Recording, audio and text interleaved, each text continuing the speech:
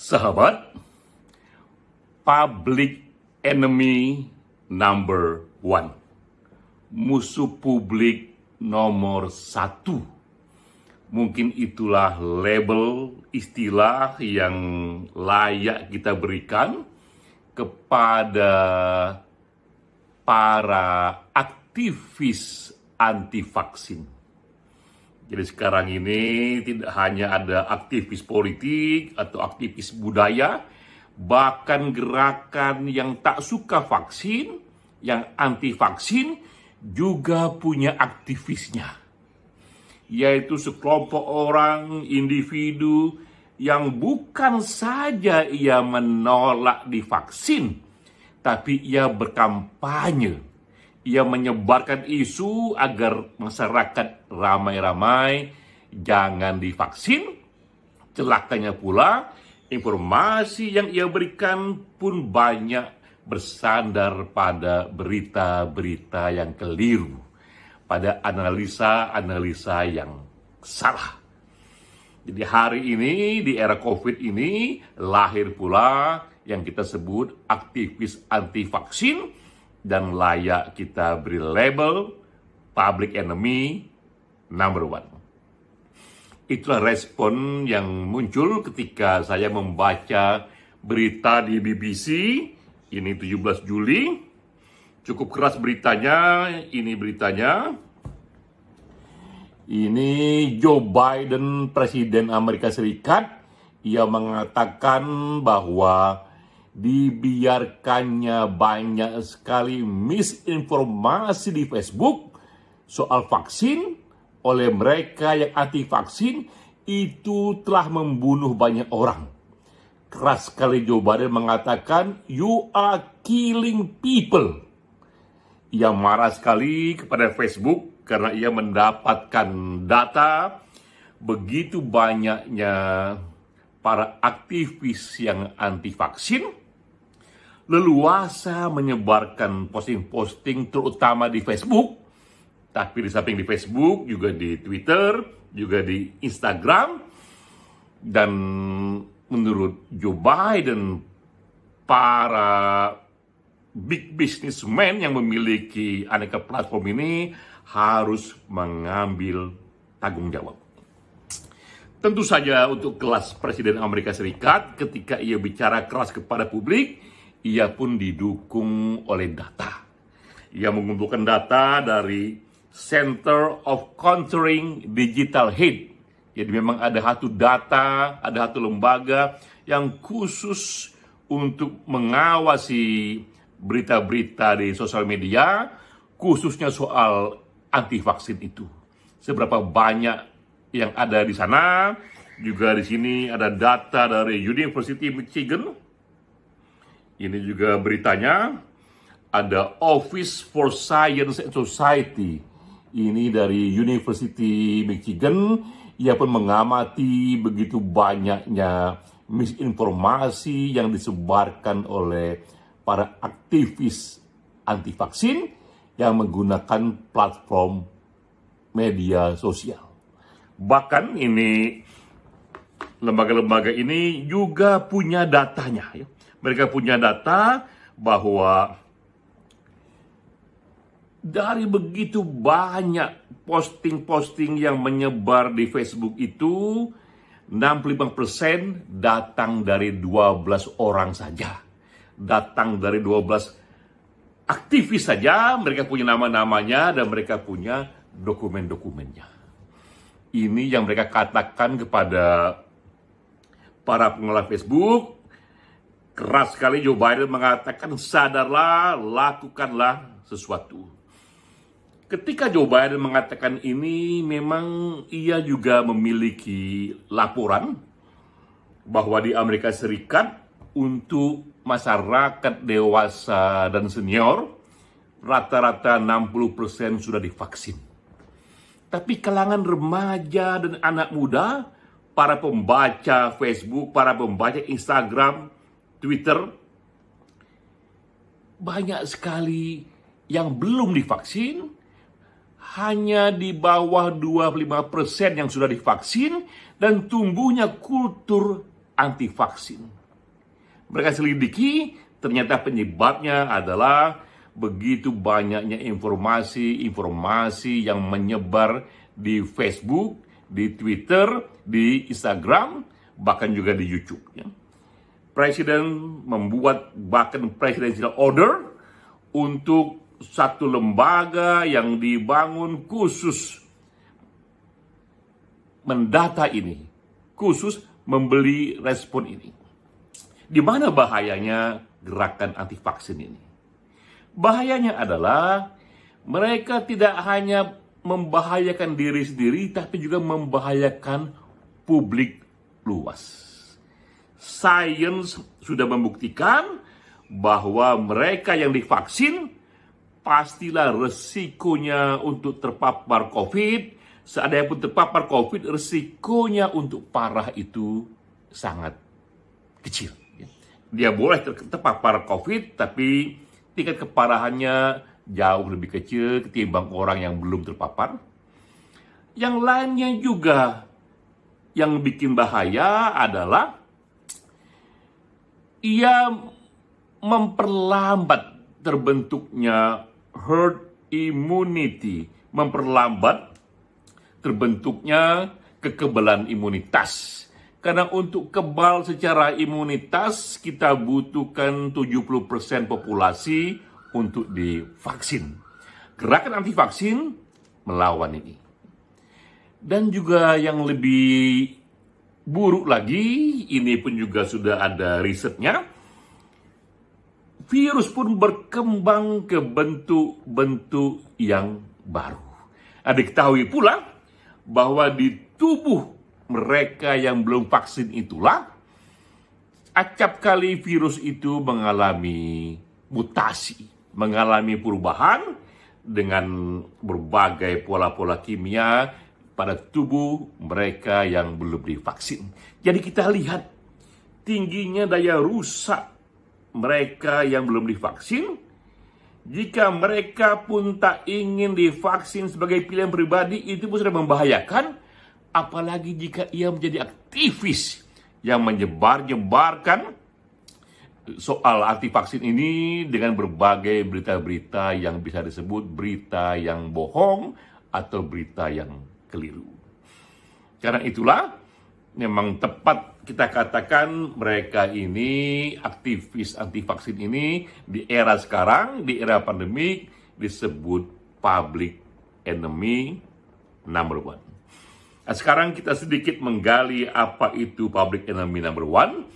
Ini terminologi istilah yang diberikan kepada satu masa untuk orang-orang yang membahayakan masyarakatnya, yang membahayakan publik luas.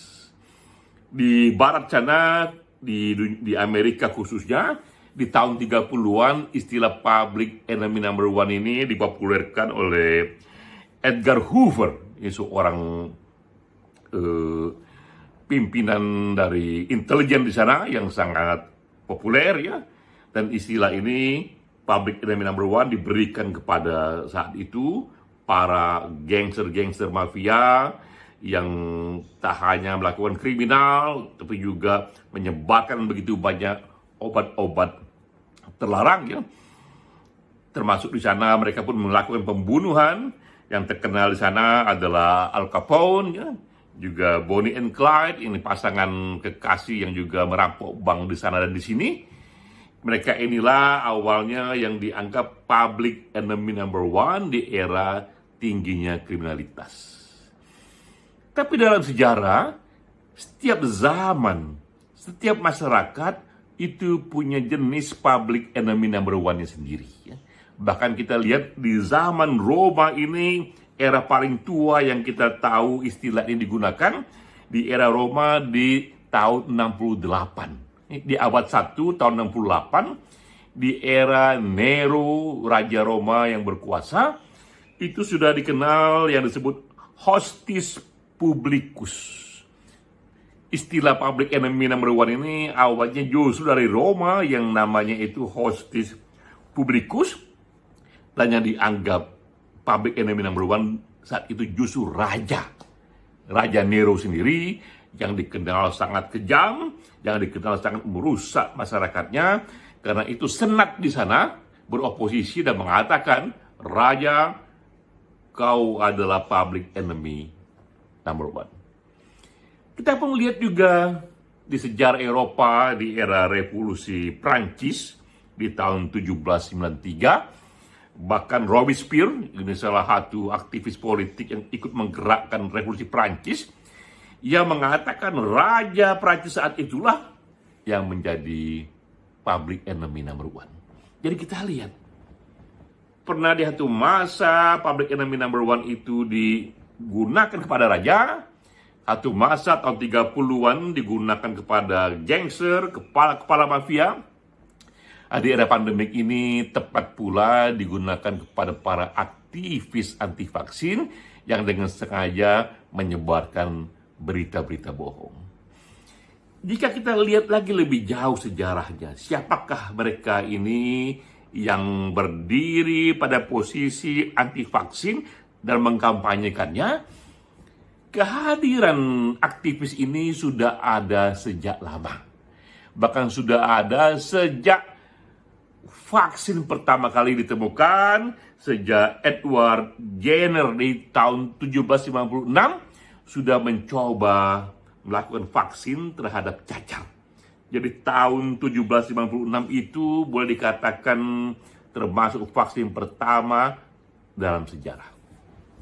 Yang anti itu, yang anti tindakan Edward Jenner itu sudah ada, sudah dicatat sejarah. Inilah juga anti vaksin pertama dalam sejarah yang sekarang ini kemudian berevolusi hingga abad 21, berevolusi, datang terus para aktivisnya hingga datangnya era pandemi COVID-19. Kita bisa kumpulkan selalu 5 alasan ini yang digunakan dan disebar oleh mereka. Jadi ketika mereka kampanye, jangan ambil vaksin, acap kali ini alasannya, begitu banyak variasinya, tapi kategorinya 5 besar ini. Sejak dulu sampai sekarang, pertama seringkali adalah alasan keyakinan, alasan agama. Mereka katakan bahwa vaksin ini diambil dari tubuh-tubuh hewan, bahkan juga tubuh-tubuh hewan yang dianggap haram, maka menyuntikkan vaksin ke tubuh manusia itu merendahkan manusia. Bahkan kadang-kadang digunakan terminologi itu haram. Padahal kita tahu begitu banyak lembaga-lembaga agama yang terhormat, juga para pemuka agama yang terhormat mengatakan bahkan jika benar ada yang haram sekalipun, di era darurat, ia bisa menjadi halal. Akibat efek faedahnya lebih besar, dan itu di masa-masa darurat. Jika tidak telat bertindak, akan lebih banyak lagi mudaratnya, lebih banyak lagi yang mati. Jadi pertama, alasan agama yang sering mereka gunakan. Kedua, alasan konspirasi, bisnis, dan politik. Karena menurut mereka vaksin sekarang ini adalah industri, ini justru momen para konglomerat bekerja sama dengan big government, rame-rame mereka ingin merampok dengan cara memanipulasi pikiran rakyat, membuat mereka butuh untuk membeli vaksin. Pun ini sama tak masuk akalnya. Bagaimana mungkin di era kebebasan seperti sekarang ini ada kejahatan yang bisa dilakukan bersama-sama oleh pemerintah dan big businessman tanpa ada pikiran kritis sedikit pun di sana, tanpa ada oposisi sedikit pun di sana, tanpa ada suara intelektual dan saintis yang melawan ini. Ini sama tak masuk akalnya. Ketiga, alasan yang sering digunakan adalah bahwa tubuh manusia itu sudah punya vaksin yang alami, karena itu biarlah hidupkan kekebalan vaksin imunitas yang alami itu, tak usah ditambah-tambah dengan kimia dari luar. Jika benar tubuh manusia punya kekuatan imunitas yang diperlukan itu, tak akan terjadi pandemik di tahun 1918 misalnya yang membunuh 100 juta orang, atau Black Death di Eropa di abad-abad ke-13-14, 200 juta orang wafat saat itu. Mustahil mereka wafat jika benar di setiap tubuh manusia itu sudah ada kekebalan yang cukup. Dengan matinya begitu banyak orang, justru itulah awal lahirnya vaksin yang membuat kita merasa perlu satu simulasi kimiawi tambahan untuk memperkuat kita. Nah, keempat, seringkali juga diberikan alasannya adalah hati-hati, vaksin ini akan memberikan efek samping, dan disebut juga di sana pada wanita efeknya nanti mereka akan jadi mandul, kepada laki-laki efeknya mereka akan jadi impoten, dan celakanya banyak yang percaya pada ini. Padahal jelas-jelaslah mustahil vaksin itu memberikan efek ini karena ia sudah diseleksi. Yang menseleksinya pun juga banyak, berlapis-lapis. Di tingkat dunia ada World Health Organization. Dan di tingkat nasional pun ada pula lembaga-lembaga seperti di Indonesia, BP POM itulah yang juga ikut menseleksinya. Tentu segala efek-efek samping itu sudah dihitung. Jika efeknya terlalu besar, efeknya pun akan dinyatakan di sana, tak akan dirahasiakan, dan juga tak akan digunakan jika efeknya terlalu besar, jika efek sampingnya terlalu besar. Yang kelima juga yang tak kalah bahayanya mengatakan justru banyak sekali orang-orang yang mati sekarang ini karena komplikasi dari vaksin. Karena itu hindarilah vaksin. Ini yang sama berbahayanya, karena tadi kita tahu para ahli sudah berkumpul di banyak sekali lembaga-lembaga yang bisa memfilter ini.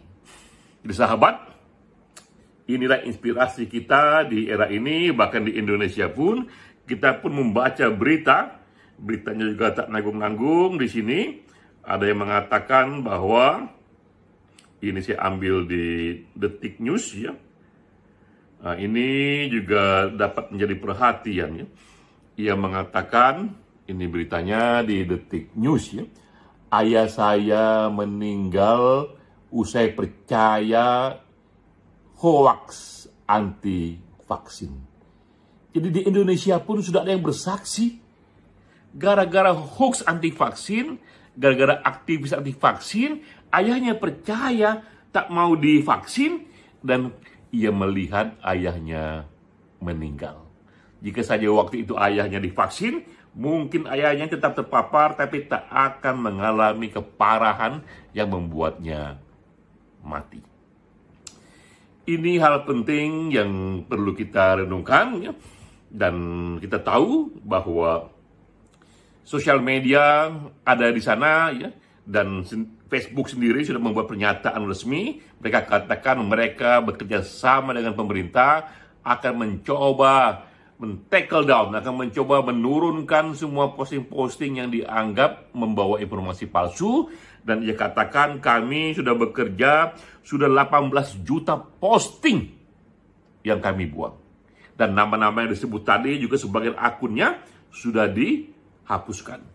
Karena Facebook pun tidak ingin dianggap ikut netral menyebarkan segala informasi, termasuk informasi yang sifatnya itu sangat menyesatkan publik dan juga bisa menyebabkan kematian, meluasnya pandemik, sehingga seorang presiden seperti Joe Biden mengatakan, "You are killing people by letting so much misinformation in your application."